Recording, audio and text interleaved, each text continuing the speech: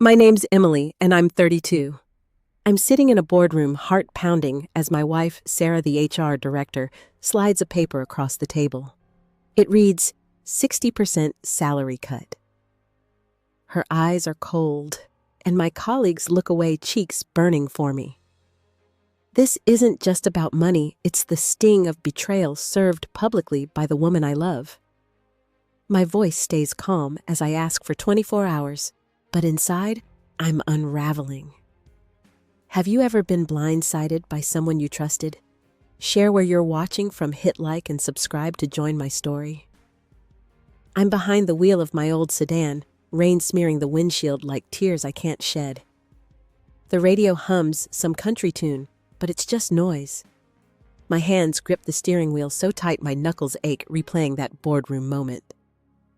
Sarah's voice, sharp as a blade, telling me to take the cut or walk. My wife, my partner, reducing me to a line item in front of everyone. I blink hard, trying to focus on the road, but my chest feels like it's caving in. How did we get here? 5 years ago, we were different. Sarah used to laugh at my bad cooking, curl up with me on our lumpy couch, dreaming about a house with a porch swing. Now she's all business, her HR title like a crown she wears to keep me in check. I keep asking myself if it's her job that changed her, or if I was too blind to see who she really was.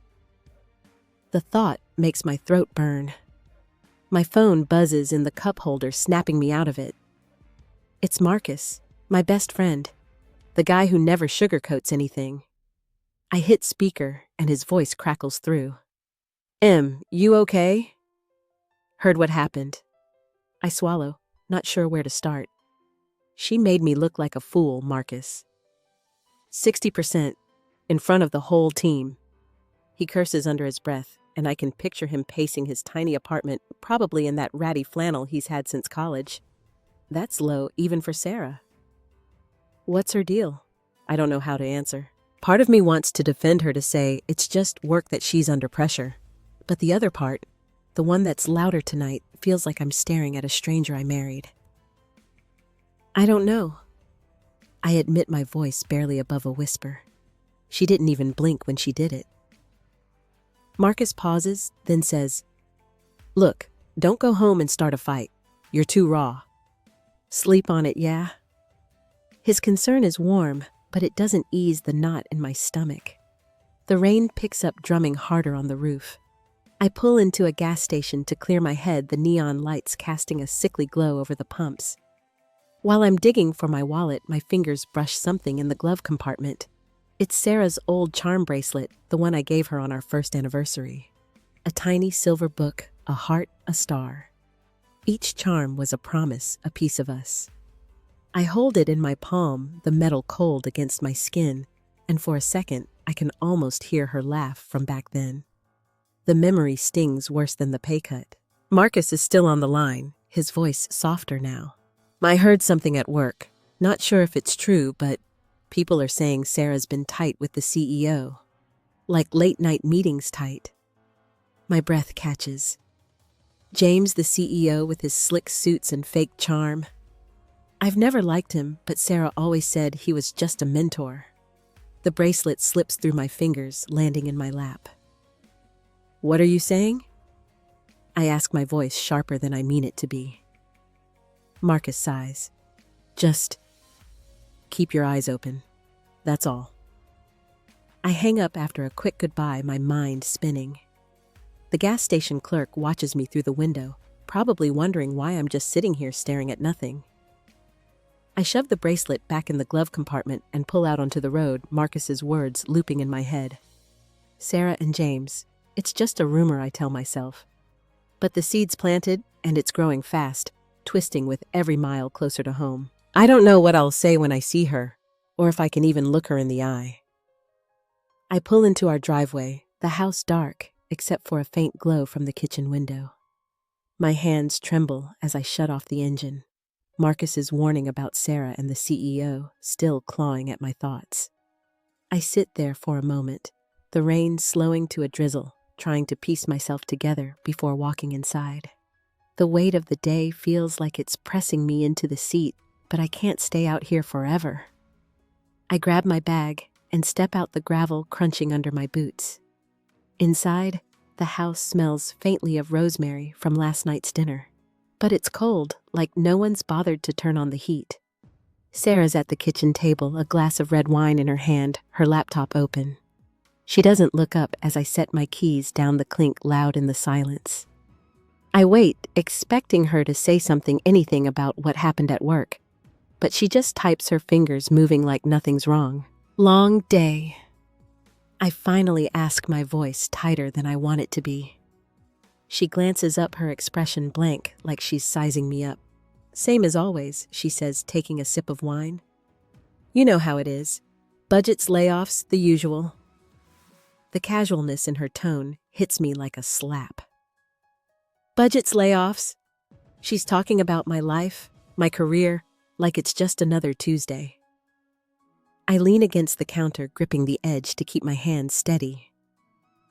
You humiliated me today, Sarah. In front of everyone. You didn't even warn me.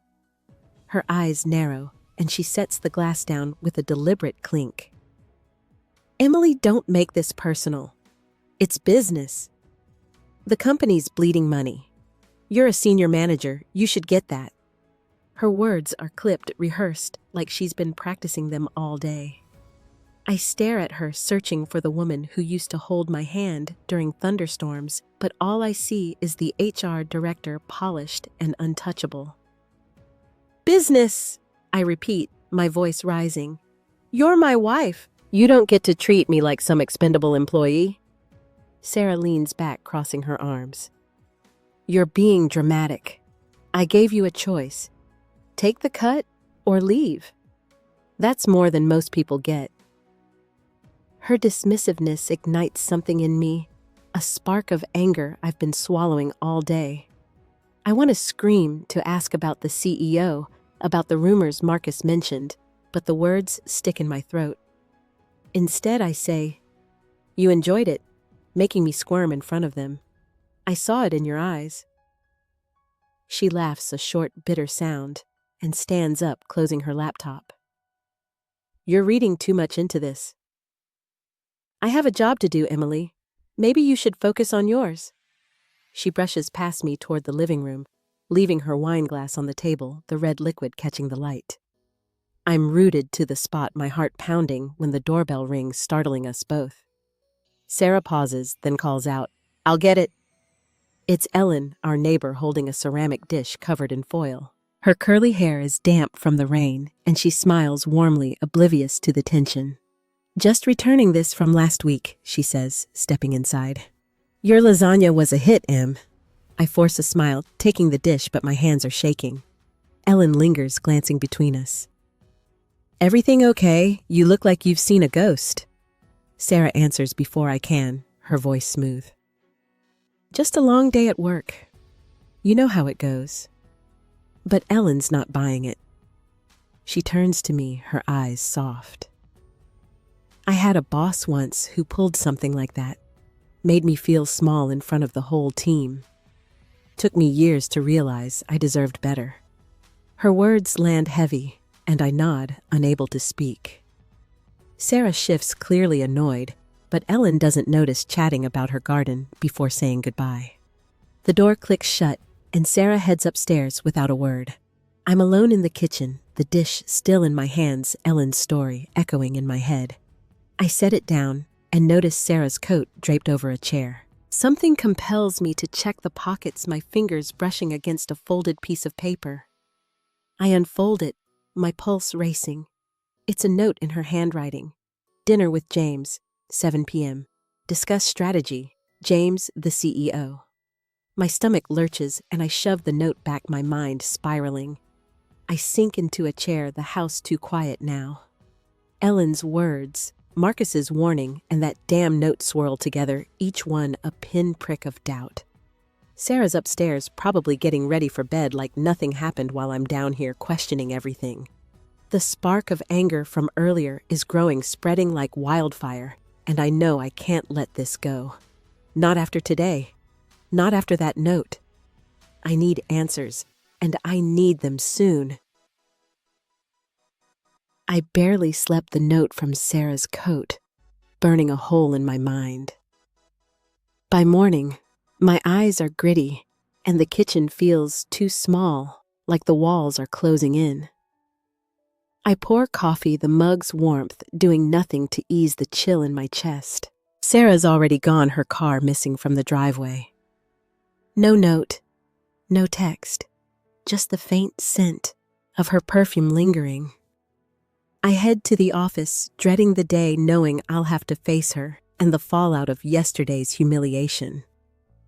The office is a maze of cubicles, the air thick with the hum of printers and hushed conversations. As I walk to my desk, heads turn, then quickly look away. My team people I've mentored for years avoid my gaze, their silence louder than words. I set my bag down, trying to focus on emails, but the whispers crawl under my skin. She didn't even fight it. Someone mutters nearby, thinking I can't hear. My face burns, and I clench my mouse, the plastic creaking under my grip. Lucas, the junior analyst, who's always got a nervous smile, approaches my desk, clutching a stack of reports. His tie's slightly crooked, and his eyes dart around before settling on me. "Emily, you holding up okay?" he asks, his voice low. I nod, forcing a tight smile, but the effort feels like lifting weights. "I'm fine, Lucas. Just another day." He hesitates, then leans in, barely whispering. "It's not just you. Sarah's been pushing pay cuts on half the floor. People are scared to speak up." His words hit like a punch. "So this is her game, squeeze everyone, not just me." I glance at the glass-walled conference room where Sarah's holding court with the execs, her posture all confidence like she owns the place. My stomach twists, not just from anger, but from the realization that I don't know her anymore. Lucas lingers, fidgeting with the reports. "I heard some of the team talking," he adds almost reluctantly. "They think you're done here, like you let her walk over you." The words sting sharp and personal. I want to snap back to tell him I'm not done, but my throat's too tight. Instead, I say, "Thanks for the heads up, Lucas. I'll handle it." He nods, looking guilty, and shuffles back to his desk. I stare at my screen, the words blurring. "Done here." The phrase echoes, mixing with the memory of Sarah's cold stare yesterday, her note about dinner with James. My hands shake as I open a spreadsheet, trying to look busy, but my mind's racing. Then I see it taped to my monitor, an old photo from the company picnic 2 years ago. Sarah and me, arms around each other, laughing under a string of fairy lights. My smile in the picture is wide, unguarded, nothing like the woman sitting here now. I rip it down, my heart pounding. It's not a sweet gesture. It's a jab, someone's idea of a cruel joke. I scan the room, but no one meets my eyes. The photo crumples in my fist, and I shove it into my drawer, my breath ragged. Sarah's voice cuts through the office buzz, calling for a staff meeting. I freeze, my pulse spiking. She strides out of the conference room, her heels clicking, and announces, 10 minutes, everyone. We're discussing team sacrifices for the company's future." Her eyes flick to me just for a second, and there's a glint in them like she's daring me to react. My jaw clenches so hard it aches. Sacrifices. That's what she calls gutting my career, my dignity in front of people I've worked with for years. I stand, smoothing my blouse, trying to keep my hands steady. The office feels like a stage, every step toward the meeting room drawing eyes. I pass Clara, the intern, who spilled her coffee yesterday, and she gives me a small, sympathetic nod. It's kind, but it only deepens the shame curling in my gut. I'm not just Emily anymore. I'm the woman whose wife humiliated her, the manager who didn't fight back. And Sarah's about to twist the knife deeper. I can feel it. The meeting room smells of stale coffee and whiteboard markers, the fluorescent lights buzzing overhead. I slide into a chair near the back, my heart hammering as Sarah stands at the front, her tablet glowing with charts. Colleagues shuffle in their faces, tight, some clutching notepads like shields. Sarah starts talking about cost-cutting, her voice smooth, almost soothing, but every word feels like a stone dropped into my chest. She's framing this as unity, as if we're all in this together, but her glance my way says otherwise. She clicks to a slide titled Leadership Commitment, and my name's there, bolded next to salary adjustment. Gasps ripple through the room, and I feel every eye on me hot and heavy. My throat burns, but I keep my face blank, my hands folded tightly in my lap. Sarah's voice doesn't waver. Emily's setting an example for us all. She says, her lips curving just enough to twist the knife. Sacrifice starts at the top. It's not praise, it's a spotlight exposing me as the weak link. I stare at the table, my vision blurring, the wood grain swimming. She's not just stripping my paycheck, she's dismantling my reputation piece by piece. I've spent years building this team, staying late to help with projects, celebrating their wins. Now I'm a cautionary tale, and Sarah's wielding the pen. A coworker, Jenna, shifts beside me, her elbow brushing mine. "That's rough," she whispers, but her pity stings worse than silence. I nod, barely my jaw so tight it might crack. Sarah moves on, talking about streamlining operations, but I can't hear her over the roar in my head. I think about the note I found her dinner with James and Marcus's warning about their late-night meetings. Is this her plan, to push me out to clear the way for her own climb? The thought makes my stomach churn, but what hurts more is the part of me that still wants to believe she wouldn't do this, that the woman I married is still in there somewhere. The meeting ends and people file out, their murmurs trailing like smoke. I stay seated, my legs too heavy to move. Sarah gathers her things, not looking at me, but I catch her reflection in the glass wall. Her face is calm, almost satisfied. My hands clench into fists, nails digging into my palms. I want to march up there, demand answers, but the room's spinning, and I'm afraid of what I'll hear if I ask. Back at my desk, I try to focus, but the air feels thick, suffocating. I open a drawer for a pen and see the crumpled picnic photo, the one someone taped to my monitor. My younger self grins back, oblivious to this future. I slam the drawer shut, my breath hitching. That's when my phone buzzes, a text from Rachel, my sister. "Meet me at the diner after work. We need to talk." Her urgency pulls me up short, and I know it's about Sarah. Rachel's never liked her, always said she was too ambitious, too cold. I text back a quick, "Okay," my fingers trembling. The rest of the day drags each minute a wait. I catch snippets of conversation, coworkers debating who's next for a pay cut, their voices low but sharp. Lucas stops by again, his eyes worried. "You're not signing that contract yet, right?" he asks, almost pleading. I shake my head, but I don't trust my voice. He lowers his own, glancing around. "I heard Sarah's meeting with James again tonight. Something about a restructuring plan." My heart stops, then races. Another dinner, another secret. I leave the office early, the sky outside heavy with clouds. The diner's a short drive, its neon sign flickering in the dusk. Rachel's already there in a corner booth, her dark hair pulled back, her expression all business. She's sipping coffee, her mug clinking against the saucer as she sets it down. I slide in across from her, the vinyl seat creaking. You look like hell," she says, blunt as ever. I try to laugh, but it comes out choked. "Feel like it too." She leans forward, her voice low. "I talked to a friend who works in your building. She says Sarah's gunning for a VP spot, and James is dangling it like a carrot. But there's a catch, she's got to prove she's tough, no exceptions." Rachel's eyes lock on mine, and I know what she's implying. I'm the exception, the one Sarah's proving she can crush. My chest tightens, and I grip the edge of the table, the formica cool under my fingers.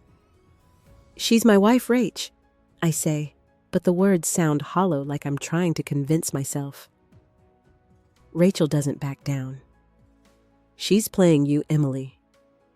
I've seen it before, her pushing you to take risks to cover for her at work, to make her look good." Remember when you worked weekends so she could impress the board? I flinch, the memories flooding back. Rachel's right, but admitting it feels like betraying Sarah, betraying us. I stare at the menu, the words blurring my mind, stuck on Sarah's smug glance in the meeting, the way she said my name like it was nothing. The diner's owner, George, shuffles over his apron stained with grease. He's got a weathered face, eyes that see too much. "You ladies okay?" he asks, refilling Rachel's coffee. I nod, but he lingers, wiping the table slowly. "Had a wife once who played games like that," he says, almost to himself. "Thought she was building us a future, but she was just building herself. Took me too long to see it." His words land like a brick, and I can't look at him, can't look at Rachel. My throat's so tight, I can barely swallow. George walks away and Rachel reaches for my hand, but I pull back, my skin prickling. I don't want comfort. I want to scream, to tear apart the lies piling up around me. Sarah's dinner with James tonight, her restructuring plan, her ambition, it's all closing in, and I'm the collateral damage. I glance out the diner window, the streetlights smearing in the rain, and feel like I'm drowning. Something's gotta give, but right now, all I've got is this rage, this hurt, and no way out. It's late, the office empty, except for the hum of a distant vacuum and the flicker of a dying fluorescent bulb. I'm at my desk, the pay cut contract staring back at me, its edges curling like it's mocking my hesitation. My phone's dark, but Rachel's words from the diner keep looping Sarah's, proving she's tough and I'm the one she's breaking. I rub my eyes, exhausted, but sleep's a stranger tonight. Every nerve's on edge, like I'm waiting for a storm I can't outrun. I try to focus, flipping through emails, but my hands won't stop shaking. That's when a text from Sarah lights up my screen. "Sign by morning, Emily, or you're out." No extensions. The words hit like ice water, her tone so cold, it doesn't even feel human. My wife, the woman who promised me forever, is giving me an ultimatum like I'm some intern she can fire and forget. I set the phone down, my breath shallow, and lean back, the chair creaking under me. The office feels too big, too quiet, like it's swallowing me whole. I stand pacing to the window, the city lights smearing below through streaks of rain. My reflection looks hollow eyes, sunken, like someone I don't recognize. I think about the years I've poured into this place, late nights, skipped vacations, all to build something solid. And now Sarah's tearing it down brick by brick for a promotion she might not even get. My chest aches, not just from anger, but from the betrayal, raw and jagged, cutting deeper with every second. I need answers, something to make sense of this. My phone buzzes again, but it's not Sarah, it's Marcus. I answer, my voice hoarse. "Em, you still at the office?" he asks, concern thick in his tone. Before I can respond, he dives in. "I talked to a buddy in finance. Sarah's been promised a VP spot if she pushes through these cuts. James is using her to clean house, and you're the example." My knees buckle, and I grip the desk, the wood cool against my palm. "The example," I whisper, my voice cracking. Marcus pauses like he's weighing his words. "Yeah, they're saying she volunteered you first, Em, to show she's got no soft spots." The room spins, and I sink into my chair, my mind reeling. Volunteered me?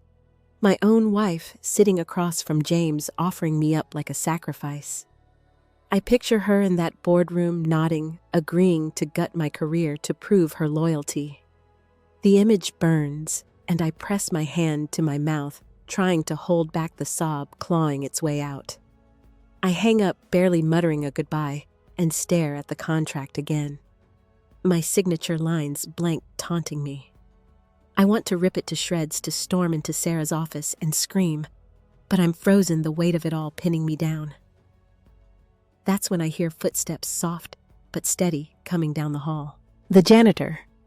Diane appears her cart, rattling with cleaning supplies. She's older, her hair streaked with gray, and her eyes catch mine with a quiet understanding. "You're here late," she says, pausing by my desk. Her voice is gentle, like she's seen too many nights like this. I nod, swallowing hard, unable to find words. She sets down her spray bottle, wiping her hands on her apron. "This place can chew you up, you know. I've seen it. People lose themselves trying to hold on." I look at her, my vision blurring with unshed tears. I don't know how to let go. I admit, my voice barely audible. Diane leans against the cubicle wall, her expression soft but firm. "You're more than this place, Emily. More than that paper." I walked away from a job like this once. Took everything I had, but I found myself again. Her words cracked something open inside me, a mix of hope and despair. I want to believe her. But the contract. Sarah's text. Marcus's revelation. They're a noose tightening around me. She pats my shoulder, a small gesture that feels like a lifeline, and moves on her cart, squeaking down the hall. I'm alone again, the silence deafening. My eyes fall on Sarah's office door, just across the floor, the light still on. I stand, my legs shaky, and walk toward it, drawn like a moth to a flame. The door's ajar, and I see her planner on her desk, open to a page with a date circled in red, partnership announcement. It's tomorrow, the same day she's demanding I sign. My heart stops. This isn't just about pay cuts or promotions, it's bigger planned, and I'm the pawn in her game. My hands tremble as I back away, the truth crashing over me like a wave. Sarah's not just betraying me, she's orchestrating my fall, and I'm out of time to stop it. My legs carry me back to my desk, each step heavy, like wading through mud. The circled date in Sarah's planner, tomorrow's partnership announcement, pulses in my mind, a ticking bomb I can't defuse. I sink into my chair, the office's silence now a roar drowning out everything but the truth. Sarah's not just pushing me out. She's rewriting our life to fit her ambition. My hands shake as I pick up my phone, needing something, anything to anchor me. I scroll to Natalie's number, the VP from our competitor, someone I met at a conference last year. Her card's still in my wallet, tucked behind a grocery receipt, a lifeline I never thought I'd need. I hesitate, my thumb hovering over the call button. It's past midnight, way too late for a professional call, but desperation doesn't care about etiquette. I hit dial, my heart slamming against my ribs. The line rings twice, then Natalie's voice, crisp but warm, comes through. "Emily, everything okay?" I swallow, my mouth dry, and stumble through an explanation, the pay cut, Sarah's ultimatum, the public shaming. My voice cracks, betraying the calm I'm trying to fake. "I need out, Natalie. I know it's sudden, but I can't stay here." There's a pause, and I can hear her shifting, maybe sitting up in bed. "I've always admired your work," she says, careful, like she's measuring each word. "We've been watching you honestly, but jumping ship like this, it's a big move. Are you sure?" Her hesitation stings like a door half open, and I grip the phone tighter, my knuckles whitening. "I'm sure," I say, forcing steadiness. "I've got nothing left here." My eyes burn, but I blink hard, refusing to cry. Not now. Natalie's tone softens, but there's an edge of caution. "We just lost a senior manager. Your skill set could fill the gap, but I need to know you're not running from something, you're running to us." Her words hit deep, forcing me to face the truth. I am running from Sarah, from this office, from the life I thought we had. I start pitching myself, my voice steadying as I list my projects, my results, the years of grit. I'm halfway through when Tara, Natalie's assistant, joins the call, her voice bright despite the hour. "Sorry to interrupt, but Emily, your name's come up before. We've been waiting for a chance like this. Waiting for me." The words spark something, hope maybe, or defiance, but it's fleeting, snuffed out by the weight of everything else. Tara's enthusiasm feels distant like a light I can't reach. I glance at my wedding ring glinting under the desk lamp, and my chest tightens.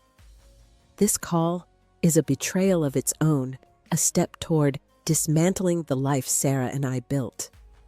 But what choice do I have? She's already torn it apart piece by piece with her meetings, her notes, her cold, calculated moves. Natalie cuts in, her voice firm now.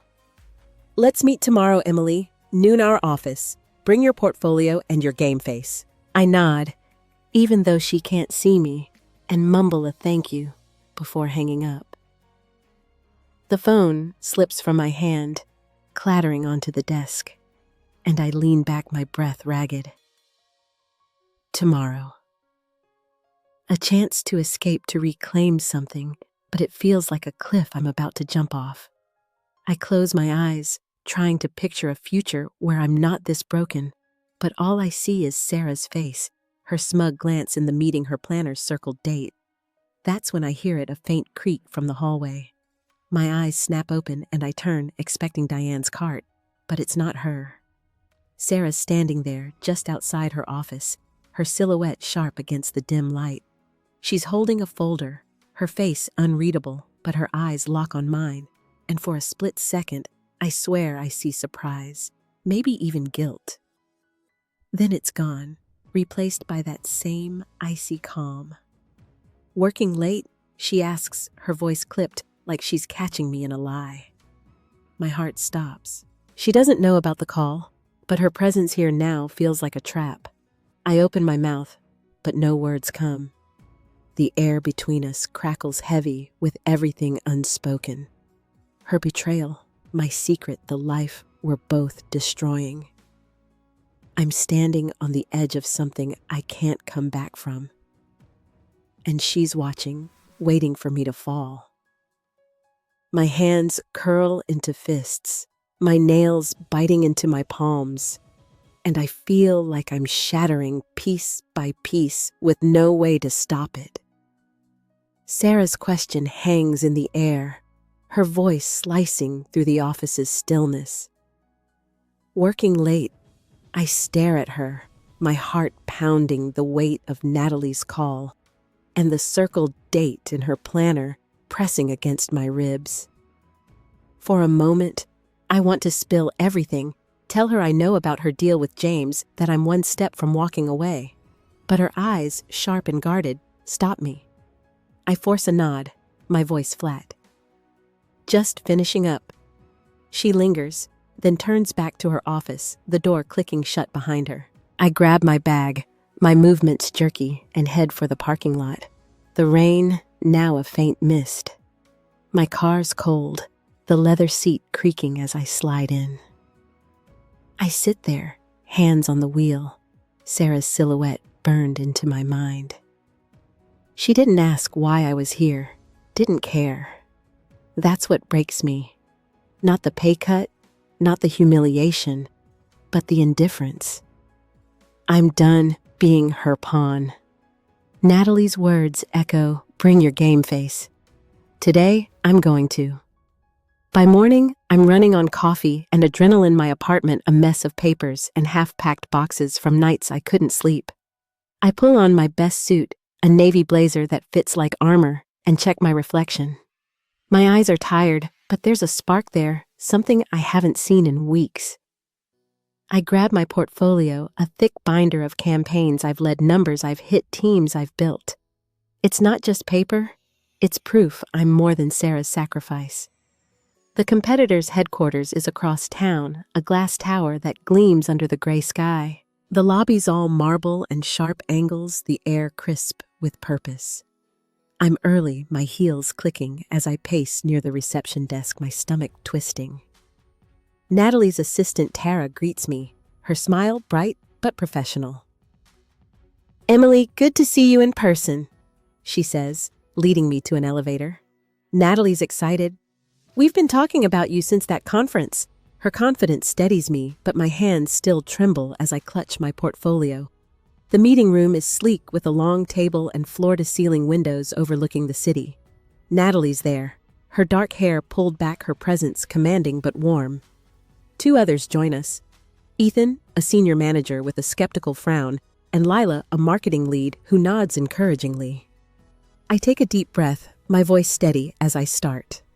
I've spent 8 years driving growth at my current firm, I say, sliding my portfolio across the table.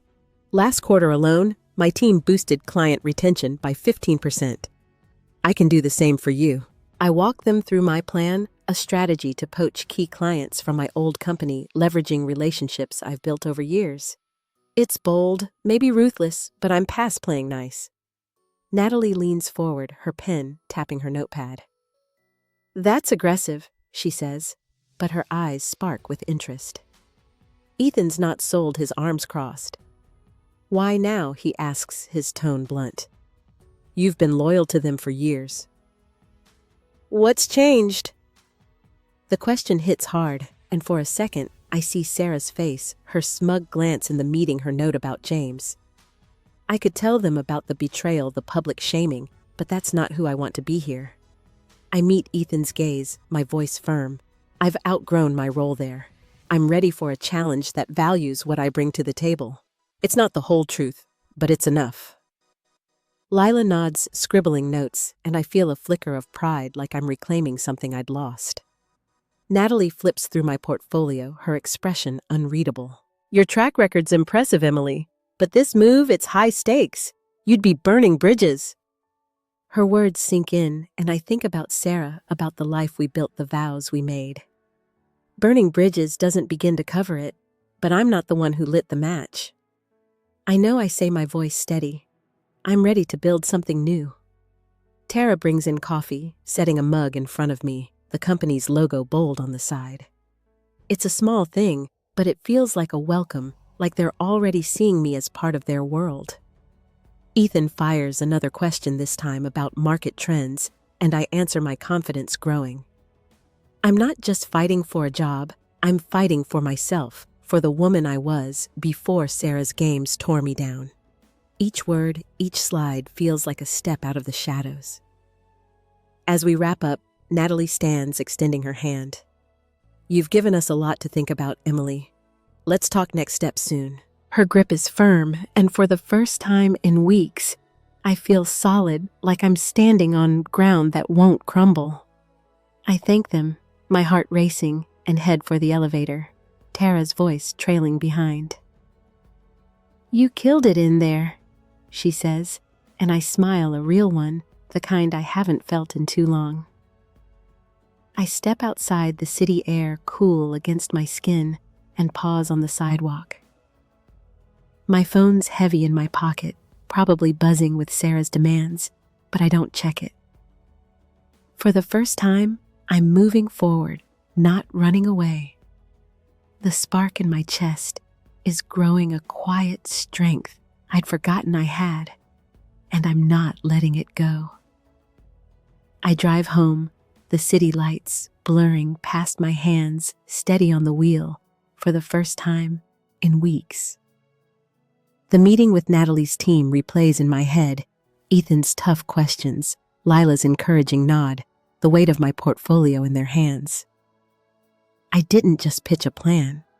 I laid claim to my worth, something Sarah tried to strip away. My phone stays silent in my bag, and I'm glad.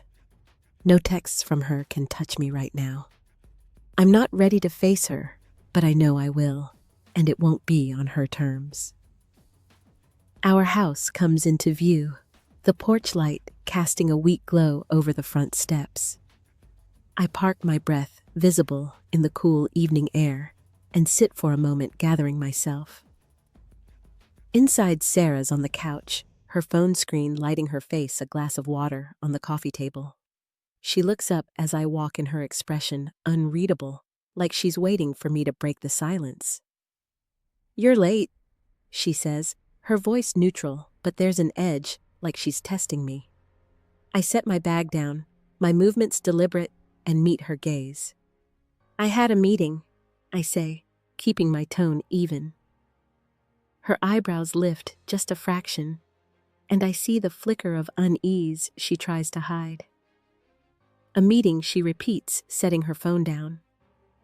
with who I could tell her about Natalie, about the competitor, about the door I'm halfway through, but I don't. Not yet. Instead, I say, "Doesn't matter.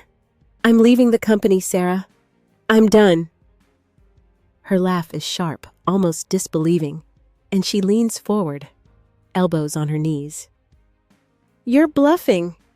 You've got nowhere to go, Emily. You think you can just walk away?"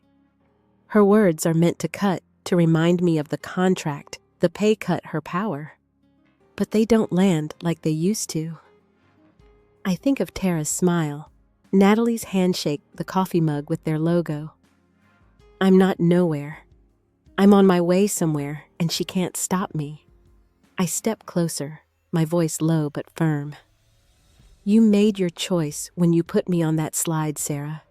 When you picked your promotion over us. I'm making mine now."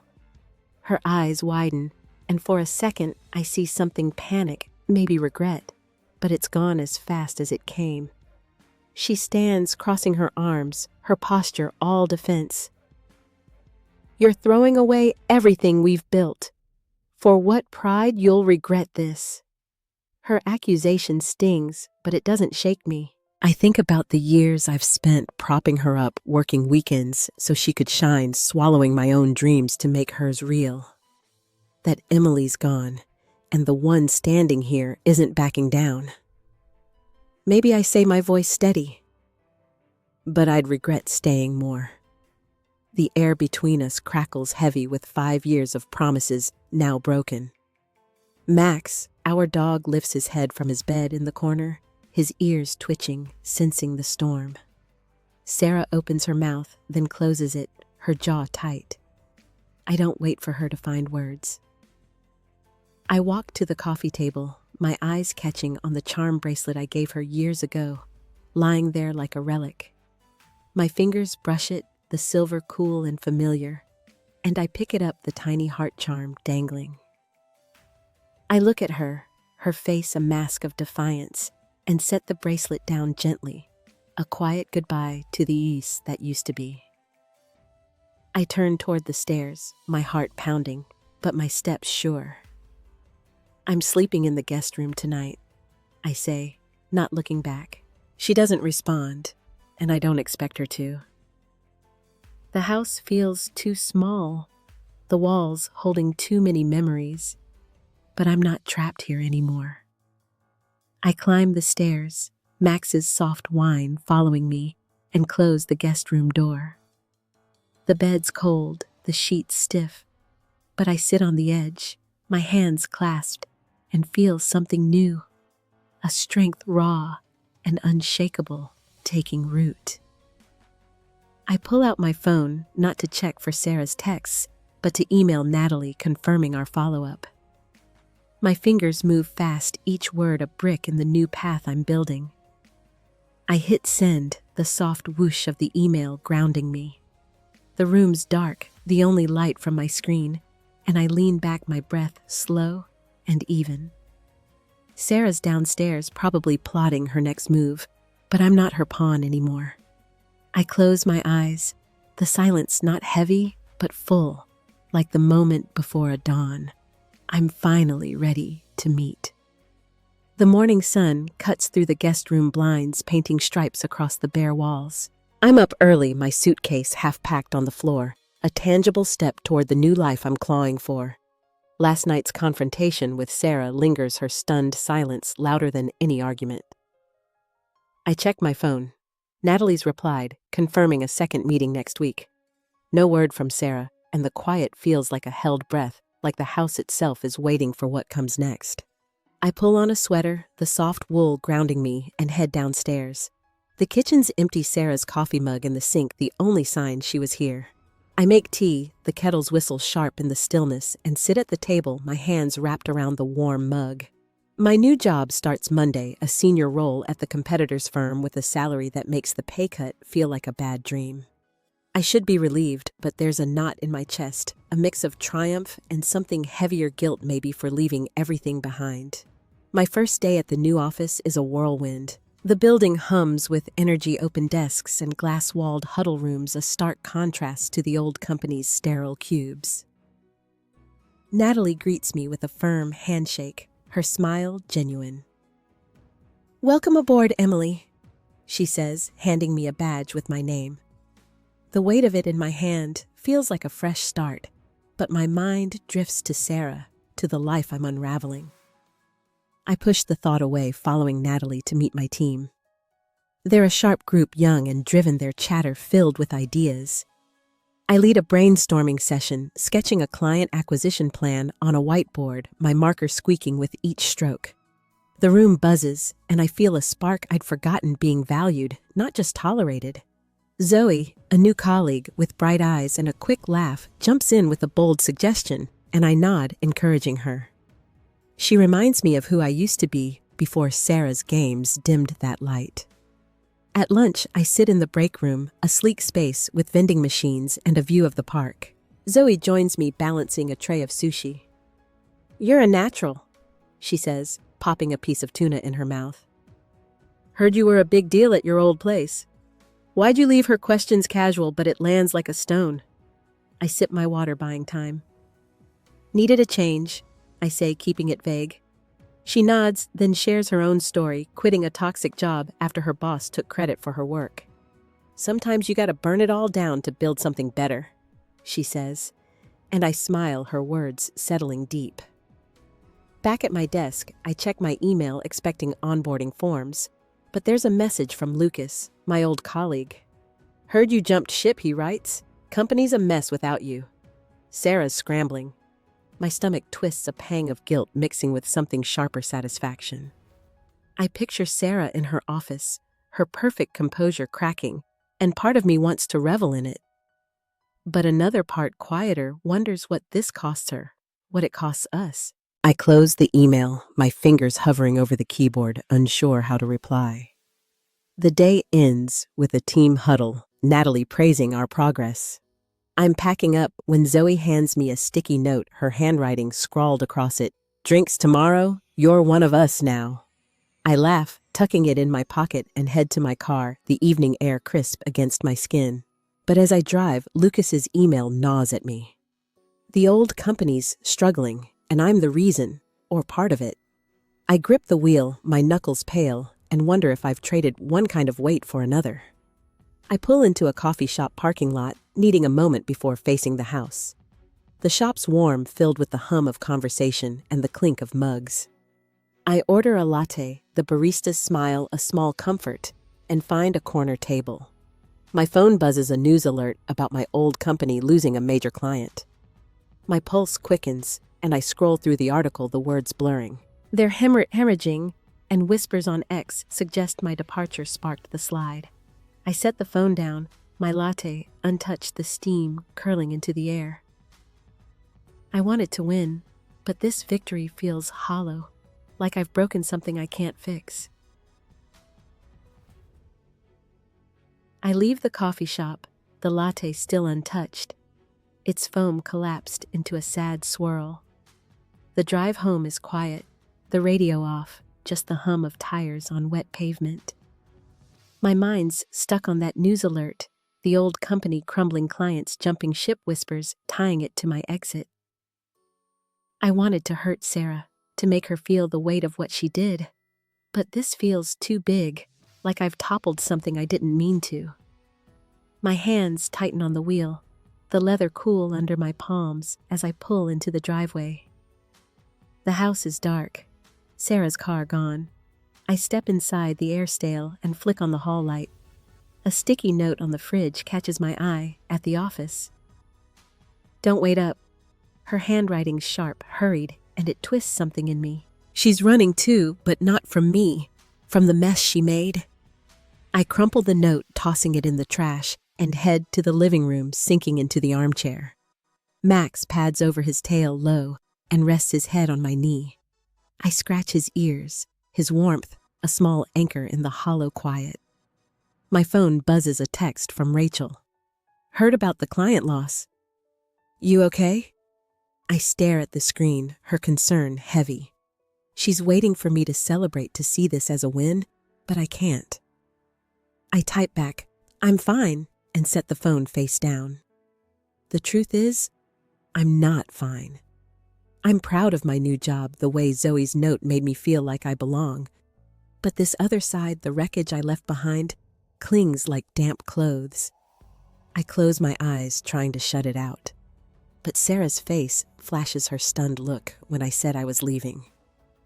I need to talk to her, not to fight, but to understand. I grab my coat and drive to a coffee shop halfway between our house and her office. A neutral spot with worn wooden tables and soft jazz in the background. I text her, "Meet me at Brood Awakening. We need to talk." Minutes crawl by. No reply. But then the door chimes, and there she is, her coat buttoned tight, her face pale under the shop's warm lights. She slides into the seat across from me, her hands clasped, avoiding my eyes. I wait, letting the silence stretch the clink of cups and low hum of voices filling the space. Finally, she speaks, her voice low, almost brittle. "I lost the VP promotion, Emily. James pulled it after the client walked." Her words hit like a stone dropped in still water ripples spreading through me. I should feel vindicated, but all I feel is tired. "I'm sorry," I say, and I mean it, though it costs me. Her eyes flick up, searching mine, and for a moment, I see the Sarah I loved, vulnerable human. But then she leans back, her jaw tightening. "You did this! You leaving it started everything." Her accusation is soft, but it cuts deep, blaming me for the fallout of her choices. I shake my head, my voice steady but cold. "You put me on that slide, Sarah. You chose James over me long before I walked out." She flinches, her fingers twitching on the table, and I see the truth land. She knows I'm right, but she won't admit it. The barista Lily comes by, refilling our water. She's young, her apron frayed, and she pauses, sensing the tension. "You two okay?" she asks, her voice soft. I nod, but she lingers, wiping the table slowly. "Heard a quote once," she says, almost to herself. "Sometimes you gotta let go to find peace."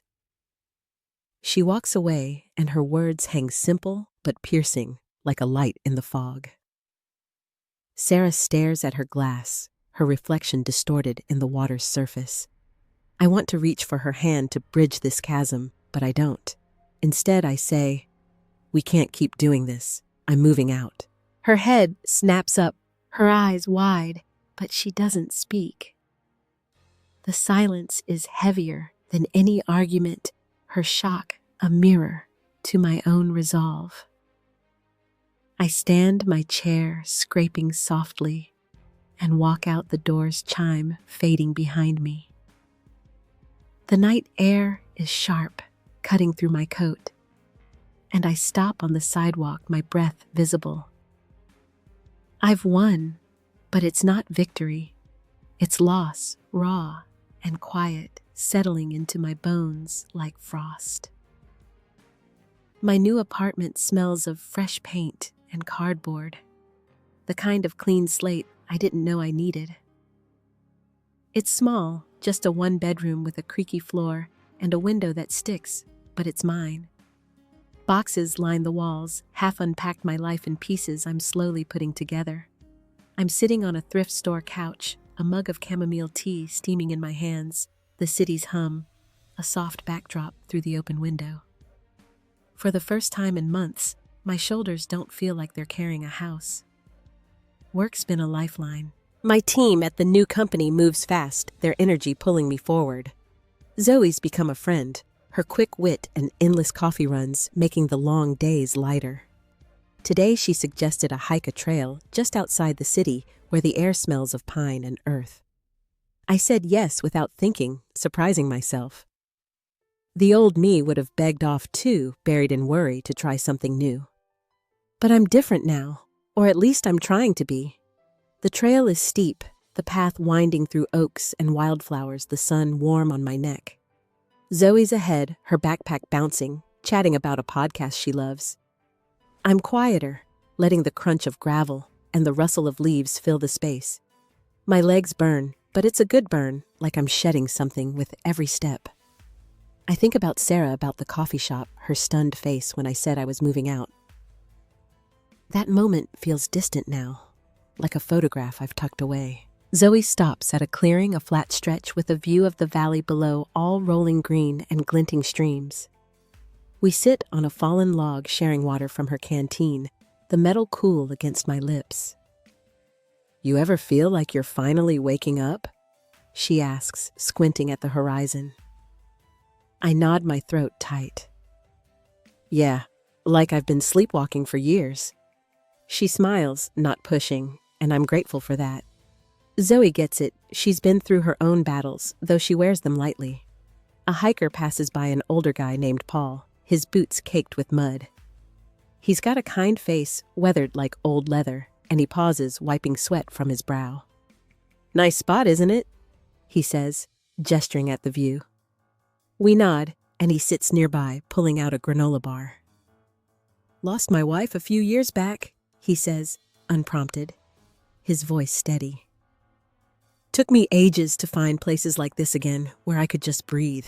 His words land soft, but heavy, and I feel a pang, not for Sarah, but for the version of myself I lost along the way. Paul's story sticks with me as we hike back the trail, sloping downward, now easier on the legs.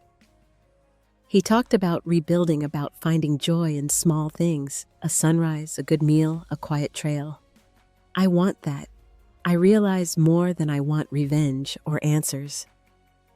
Sarah's still out there picking up her own pieces, but I can't carry her weight anymore. I've got my own to carry, and for the first time, it feels manageable. Back at the car, Zoe cranks the radio, some upbeat pop song filling the air. I laugh, the sound surprising me, and she grins, singing off key. The drive back is all winding roads and golden light, the kind of evening that makes you believe in second chances. I drop Zoe off, promising to join her for drinks soon, and head home, the apartment waiting like a blank canvas. I unpack one box, just a few books, and find an old sketchbook from college, its pages yellowed, but familiar. I flip through it, my fingers tracing pencil lines, trees, faces, moments I'd forgotten I'd captured. I used to draw all the time, back when life felt full of possibility. The sketches are rough, but they're mine, a reminder of who I was before everything got so heavy. I set the sketchbook on the coffee table, open to a drawing of a sparrow, its wings spread. It's not much, but it's a start, a small act of reclaiming myself. I sit back, the tea gone cold, and listen to the city outside, horns, laughter, life moving on. My phone's quiet. No texts from Rachel or Sarah, and I'm okay with that. I'm not running anymore, not hiding. I'm here in this moment, and it's enough. My breath slows, steady and deep, like the world's finally giving me room to exist. The weekend fades, and I find myself at a community fair, the kind with folding tables and string lights, the air thick with popcorn and laughter. I'm volunteering at a book drive, sorting paperbacks into crates, my hands dusted with the scent of old pages. It's simple work, grounding, and I'm surprised by how much I like it. The crowd's a mix of families and college kids, their chatter a soft hum that keeps my thoughts from wandering too far. I'm not hiding here, I'm just being, and that's new. I spot Lucas across the lot, manning a booth for his new startup, a logistics app he's poured his savings into. He's in a faded denim jacket, his nervous grin replaced by something steadier. I wave, and he jogs over his sneakers, kicking up dust. "Emily didn't expect you here," he says, his voice warm. We talk, catching up like old friends, and he tells me he left the company too inspired by my leap. "You made it look possible," he says. And I feel a quiet pride, like a seed taking root. He shows me his booth, a table covered in flyers and a laptop looping a demo video. It's small, scrappy, but his passion lights up the space. "We're pitching to investors next month," he says, his eyes bright. I nod, impressed, and hand him a stack of books for his office. "For luck," I say, and he laughs, tucking them under his arm. As we talk, I glance across the fair and my breath catches. Sarah's there at a booth for a local charity arranging pamphlets with careful hands. She's in a green sweater, her hair loose, softer than the polished HR director I've battled. Our eyes meet just for a moment, and there's no anger, no challenge, just a flicker of recognition. I nod, and she nods back a small gesture, like two strangers passing on a quiet street. It's not forgiveness, not yet, but it's something, an acknowledgement that we're both here still standing, even if we're worlds apart. Lucas follows my gaze, his voice low. You okay seeing her? I nod again, my throat tight, but my heart steady. Yeah, I'm okay. He doesn't push, just claps my shoulder and heads back to his booth. I return to sorting books, the rhythm soothing, but my mind lingers on that nod. It wasn't much, but it was enough to close a door I'd left cracked open, one I don't need to walk through anymore. A volunteer. Hannah joins me, her braids swinging as she stacks novels. She's chatty, her voice bright, and tells me about a friend she forgave after a bitter fight. Took time, she says, pausing to wipe her hands on her jeans. But letting go felt better than holding on. Her story settles over me, light but resonant, like a breeze after a long heat. I don't tell her about Sarah, but I listen her words weaving into the calm I've been building. The fair winds down, and I win a raffle prize, a leather-bound journal, its pages crisp and blank. I hold it, the weight solid in my hands, and decide it's for sketching, for capturing the small moments that matter. As I pack up, Hannah hands me a flyer for the next event, her smile warm. You should come back, she says. You fit here. I tuck the flyer in my pocket, the words lingering. Fit here? It's not about the fair. It's about this version of me, the one who's learning to belong again. I drive home, the journal on the passenger seat. The city's glow soft through the windshield. The apartment's quiet when I walk in, but it's not lonely. It's full, like a space waiting for me to fill it. I set the journal on the kitchen counter, next to a potted herb I bought last week, its leaves sharp with the scent of basil. I pour a glass of water, the clink of ice steadying me, and stand by the window watching the street below. People pass their lives unfolding in ways I'll never know, and I'm okay with that. I'm here in my own story, and it's enough. My breath is slow, my heart quiet, ready for whatever comes next. The evening light spills through my apartment window, soft and golden, catching the edges of a new bookshelf I built last weekend. It's wobbly, the screws a little off, but I'm proud of it, every nail a small victory. I'm sitting cross-legged on the floor, a cup of peppermint tea cooling beside me, my new journal open in my lap. The pages are filling up, not with sketches yet, but with words, thoughts I've been too afraid to say out loud. It's messy, this new habit, but it feels like mine. Months have passed since I left Sarah, since I walked away from the old company and the life that felt like a cage. My days are different now, shaped by small routines that ground me. Mornings start with coffee and a walk through the park, where the grass is always damp and the dog walkers wave like we're old friends. Work steady, my team's ideas sparking new projects that make me excited to get up. Zoe's still there, planning team lunches and slipping me playlists that make the commute feel shorter. I've been seeing a therapist, a quiet woman named Carla, who listens more than she talks. At first I went because Rachel insisted, but now it's something I need. We talk about trust, about how to rebuild it when the person you loved most broke it. Carla doesn't push for answers. She just sits with me, her office smelling of lavender and old books, and I'm learning to sit with myself too. It's slow, like untangling a knot, but each session leaves me a little lighter. Today, I'm writing about the fair, about seeing Sarah and feeling nothing but a nod. It wasn't triumph or anger, it was release, like setting down a bag you've carried too long. I don't hate her anymore. I don't think I ever did. not really. She was chasing her own version of enough just like I was, and we both got lost along the way. My pen moves across the page, the ink smudging under my thumb, and I realize I'm not writing to her. I'm writing to me, to the woman who's still here, still trying. I set the journal down and walk to the kitchen, where a loaf of bread I baked this morning sits on the counter. Its crust cracked and golden. Baking's new something I picked up from a library book, and I'm terrible at it. The bread's too dense, the cookies I tried last week burned, but I keep going. There's something about kneading dough, the way it fights back then softens, that feels like a metaphor I'm not ready to name. I cut a slice, the knife rasping, and eat it plain, the taste simple, but good. My phone buzzes, a text from Rachel. She's coming to visit next month, promising to bring her famous chili and a board game I'll probably lose at. I smile, typing back, and feel a warmth that's been growing steady and real. Rachel's been my rock, but I'm not leaning on her as much now. I'm finding my own balance step by step, like learning to walk again after a fall. Outside, the city's settling into dusk, streetlights flickering on, casting pools of light on the sidewalk. I lean against the window, the glass cool against my forehead, and watch a couple pass by, their hands linked, their laughter faint. I don't envy them, not like I might have before. I'm okay here in this small space I've carved out with my tea and my bread and my words. The world feels softer tonight, like it's giving me permission to rest.